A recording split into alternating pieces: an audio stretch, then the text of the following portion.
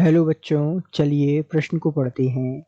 जब N butane को chlorine के साथ उपचारित किया जाता है तो कितने मोनोक्लोरिक उत्पाद निर्मित होते हैं?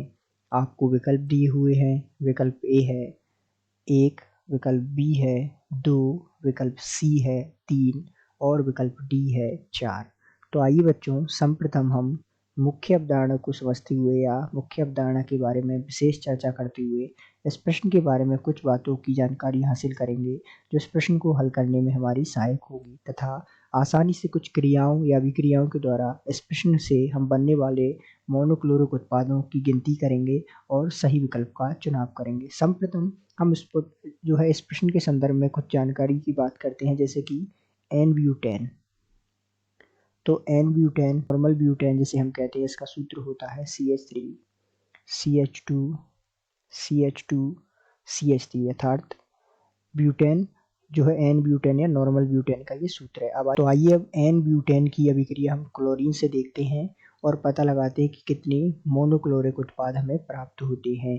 तो एन ब्यूटेन अर्थात जिसका सूत्र हमने देखा CH3 CH2 CH2 CH3।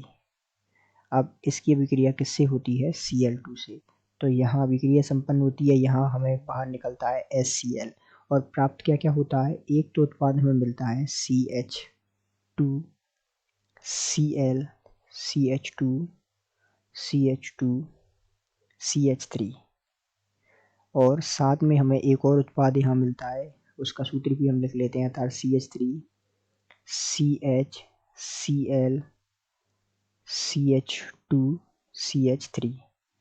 तो यदि हम इसको नाम दें तो 1 2 3 4, अर्थात यहाँ ये जो है 1 क्लोरो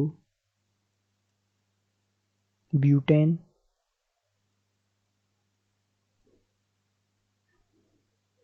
इसी प्रकार हम इसको नाम दें तो 1 2 3 4, अर्थात 2 क्लोरो ब्यूटेन।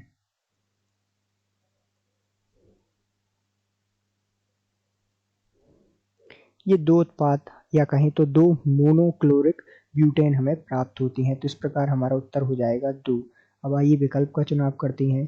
तो जब हम एन ब्यूटेन की अभिक्रिया क्लोरीन से कराते हैं तो हमें कितने मोनोक्लोरिक ब्यूटेन प्राप्त होते हैं या कितने मोनोक्लोरिक उत्पाद मिलते हैं? वो है 2। अर्थात दिए गए प्रश्न का सही उत्तर विकल्प बी है। आशा करते हैं आपको समझ आया होगा। धन्यवाद।